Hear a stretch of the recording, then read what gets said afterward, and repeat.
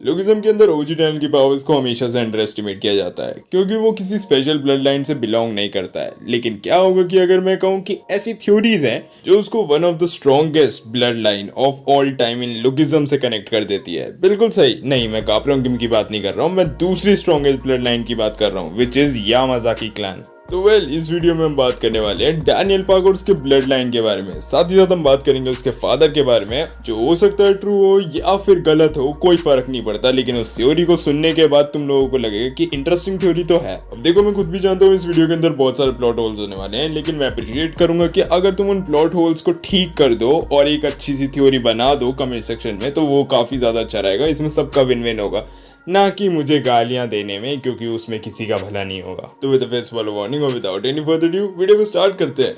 सबसे पहले बात करते हैं डैनियल की डैड के बारे में। अब देखो, हम सब जानते हैं कि डैनियल के डैड के बारे में हमें ज्यादा कुछ नहीं पता है। हमें सिर्फ इतना पता है डैनियल के डैड का नाम था सैंक्चुअल पार्क और वो काफी ज्यादा क्लोज थे जिनियन पार्क के। अब देखो, यहाँ पर सबसे बड़ी चीज ये आती है कि डैनियल के पास क्रेजी मोड है, डैनियल के पास यूआई मोड है, डैनियल के पास कॉपिंग की एबिलिटी है। हम ये तो जानते हैं कि डैनियल पार्क की कॉपिंग की एबिलिटी आती है जिनियन पार्क से, लेकिन हम ये नहीं जानते कि उसका क्रेजी मोड और यूआई मोड कहाँ से आता है। सबसे बड़ी बात यह है कि डैनियल की मॉम के 3 सिबलिंग्स थे, मतलब उनको मिलाकर 3 थे इन टोटल, एक जिनियन पार्क, एक उसकी मॉम और एक और मिस्ट्री सिबलिंग। रिसेंटली एक थ्योरी सर्फेस हो रही थी जहां पर लिखा था कि डैनियल के डैड के पास यूआई मोड था, लेकिन उन्होंने कभी यूआई मोड का यूज नहीं किया। उसी तरीके से जैसे डैनियल की मॉम के पास भी कॉपिंग की स्किल होगी, लेकिन डैनियल की मॉम ऑब्वियसली फाइटिंग तो नहीं करती थी, तो उनको कॉपिंग की स्किल कभी पता ही नहीं थी कि उनके पास है भी। और यहीं पे रियल चीज स्टार्ट होती है जहां पर लिखा था कि डैनियल के पास यूआई मोड कैसे है अगर वो यामाजाकी क्लैन से बिलोंग नहीं करता। और हम जानते हैं कि पीटीजे की मानवा के अंदर सिर्फ यामाजाकी ब्लड लाइन के अंदर ही यूआई मोड एग्जिस्ट करता है। इसके बारे में बाद में बात करेंगे। सबसे पहले बात करते हैं डैनियल के डैड की। तो जो थ्योरी मैंने पढ़ी थी उसमें ये लिखा था कि डैनियल के जो डैड है वो यामाजाकी क्लैन के बास्टर्ड सन है।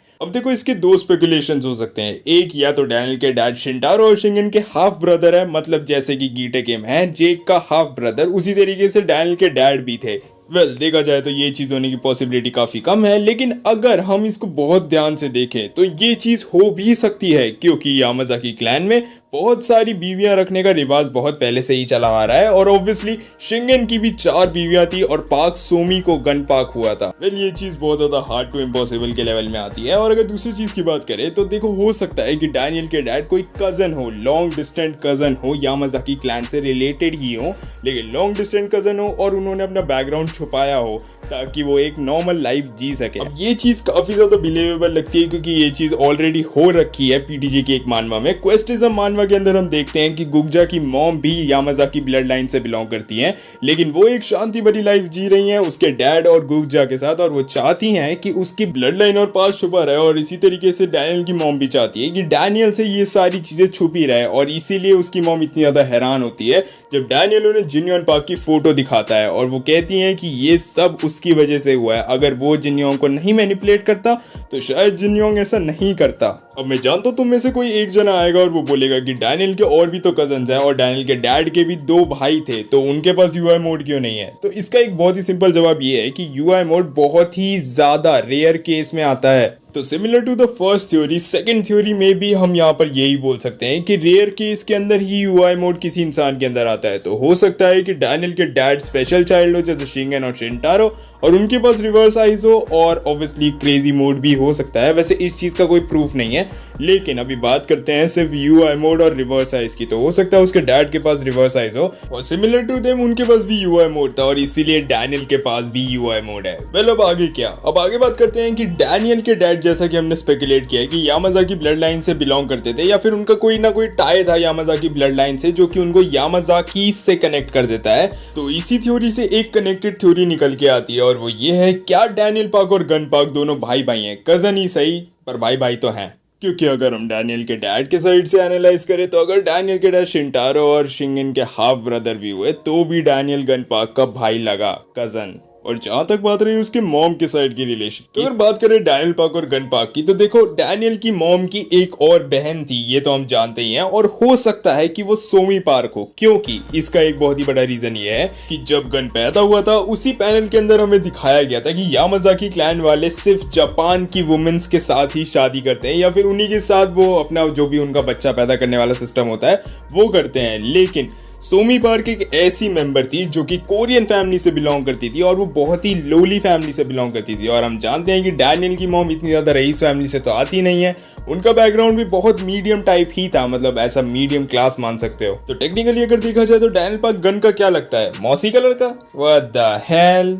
इसी के बाद उस थ्योरी में ये भी लिखा था कि जापान में तो पार्क सरनेम बहुत ज्यादा कॉमन है लेकिन कोरिया में इतना ज्यादा कॉमन नहीं है। और इसी से स्पेकुलेशन निकल के आती है कि सोमी पार्क और डैनियल की मॉम दोनों बहनें हैं और डैनियल की मॉम को ऐसा लगता है कि जिनयोन पार्क और उनकी जो बहन थी वो दोनों निपट चुके। और सिमिलरली इसी तरीके से डैनियल की मॉम भी डैनियल को बचा के रखती है लड़ाई झगड़े से, जैसे गुगजा की मॉम उसको बचा के रखती थी। और इसी से हम ये बोल सकते हैं कि डैनियल की ब्लड लाइन स्पेशल थी हमेशा से, लेकिन डैनियल को पता ही नहीं था अपनी ब्लड लाइन के बारे में। इसलिए कभी उसकी मॉम ने ऐसे जोर नहीं डाला डैनियल पे कि वो डाइट करे, अपनी बॉडी बिल्ड करे, क्योंकि वो कभी चाहती ही नहीं थी कि डैनियल लड़ाई करे, क्योंकि उन्हें पता है कि अगर डैनियल ने कभी भी लड़ाई करी तो उसकी ब्लड लाइन अवेकन हो सकती है। देखो वैसे मुझे पर्सनली ये सेम सरनेम वाला कॉन्सेप्ट बिल्कुल भी नहीं पसंद और ये थ्योरी भी मुझे काफी फॉल्टी लगती है, क्योंकि अगर दो जनों का सरनेम सेम हो तो जरूरी नहीं कि वो रिलेटेड है।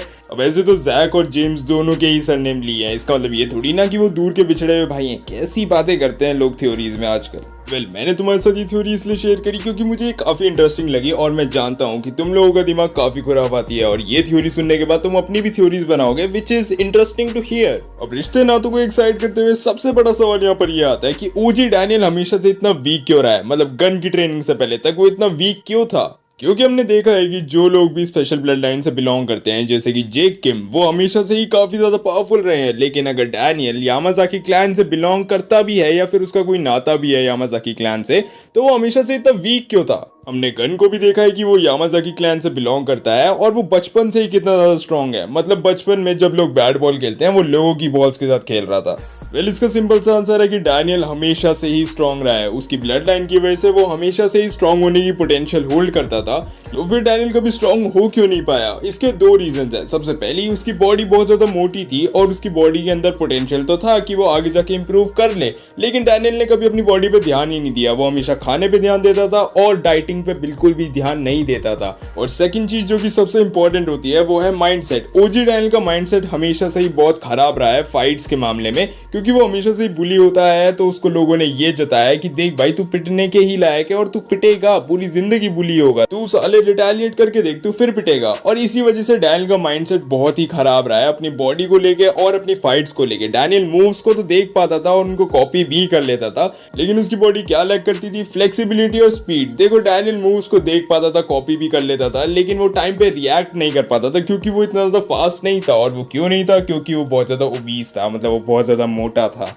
तो गन की ट्रेनिंग से और सोफिया की ट्रेनिंग से बहुत ज्यादा इफेक्ट पड़ा है डैनियल के ऊपर, लेकिन डैनियल हमेशा से ही स्ट्रांग रहा है। ये चीज हम तब भी देख सकते थे जब उसने पंचिंग बैग पे पंच मारा था और पंचिंग बैग साइड से फट गया था। ये चीज हमने तब भी देखी थी जब उसने वास्को को पंच मारा था सिर्फ इसलिए क्योंकि वो भूखा था। और ये चीज हमने तब भी देखी थी जब वो लोगन से लड़ने चला गया था, जब उसका वेट लॉस हुआ भी नहीं था, फिर भी उसने लोगन ली को काफी अच्छी खासी टक्कर दी थी। और डैनियल असल में चेंज होना तब स्टार्ट हुआ जब उसका माइंडसेट चेंज हुआ कि अगर मुझे अपने लव्ड वंस को प्रोटेक्ट करना है तो मुझे स्ट्रांग होना पड़ेगा, क्योंकि अगर मैं वीक रहा तो मेरे लव्ड वंस को मैं ठीक से प्रोटेक्ट नहीं कर पाऊंगा। और यहीं से स्टार्ट होती है डैनियल की माइंडसेट की जंग, जहां पर डैनियल ने अपना माइंडसेट चेंज किया और वो काफी ज्यादा पावरफुल हो गया। देखो गन ने सिर्फ उसको लड़ना नहीं सिखाया, उसका माइंडसेट भी चेंज कर दिया, उसके अंदर का वो डर खत्म कर दिया जो कि लोगन ली ने बिठा रखा था कि देख अगर तू मेरे सामने भी आ गया तो मैं तेरी अम्मा बहन कर दूंगा। और यही सेम चीज सोफिया ने बोली थी जब वो डैनियल को ट्रेन कर रही होती है कि अगर तुम्हें अपना माइंडसेट चेंज करना है और अगर तुम्हें अच्छा खासा पावरफुल बनना है तो तुम्हें अपने अंदर का वो डर निकालना पड़ेगा जो कि तुम्हें लोगन ली या फिर तुम्हें किसी भी बुली से है। चलो बात करते हैं क्या डैनियल के पास ब्लैक बोन है। तो हो सकता है कि डैनियल के पाथ में कुछ ब्लैक बोन जैसी एबिलिटीज हो, क्योंकि हमने देखा था कि जब डैनियल अपना पाथ थोड़ी देर के लिए ही एक्टिवेट करता है तब वो एक ह्यूमन साइज की सीजर को तोड़ देता है। और ये चीज आसान नहीं है और वो ह्यूमन साइज की सीजर उसकी गर्दन के पास होती है। तो या तो हमारे ओजी डैनियल के पास ब्लैक बोन है या फिर उसने कोई ऐसी मूव निकाली है जो कि ह्यूमन साइज की सीजर या फिर कोई बहुत ही बड़ा ऑब्जेक्ट तोड़ सकती है। तो सोचो अगर लोगों के ऊपर पड़ गई तो लोग ही टूट जाएंगे। या एटलीस्ट उनकी हड्डियां तो टूट ही जाएंगी, जैसे अभी जेक किम ने करा था वो गंजे के साथ। बट कुछ चैप्टर्स में हो सकता है हमें डैनियल फिर से एक्टिवेट करता हो दिखे अपना पाथ, और यहीं पे मजा आएगा क्योंकि अब हमें पता लगने वाला है कि डैनियल की रियल एबिलिटीज क्या है उसके पाथ के साथ, मतलब उसका ओन पाथ एक्चुअली में होने क्या वाला है। Well with that being said हम ये वीडियो यहीं पे रैप अप करेंगे। अगर तुम्हारे कोई अपने थॉट्स है डैनियल की ब्लड लाइन को लेके या फिर डैनियल की एबिलिटीज को लेके जो मैं इसमें आंसर नहीं कर पाया, तो कमेंट सेक्शन में जरूर ड्रॉप कर देना। और देखो कमेंट सेक्शन में लड़ने मत लग जाना कि मेरी थ्योरी गलत है या फिर सही है। देखो ये एक थ्योरी मैंने पढ़ी थी जो कि मुझे काफी इंटरेस्टिंग लगी और इसका क्रेडिट मैं लेता भी नहीं हूँ। तो अपने थॉट्स या फिर अपनी थ्योरीज कमेंट सेक्शन में जरूर डाल देना, और वीडियो अच्छी लगी हो तो लाइक कर देना, चैनल को सब्सक्राइब करना मत भूलना ऐसे ही ऑसम कंटेंट के लिए। और वीडियोस थोड़ी सी लेट हो रही है मैं जानता हूँ, लेकिन काफी सारा काम है और बहुत सारी चीजें फैली हुई हैं तो एडिट करने में टाइम लग जाता है। वेल मैं मिलता हूँ अपनी नेक्स्ट वीडियो में। दिस इज मानवा सेनपाई एंड पीस आउट।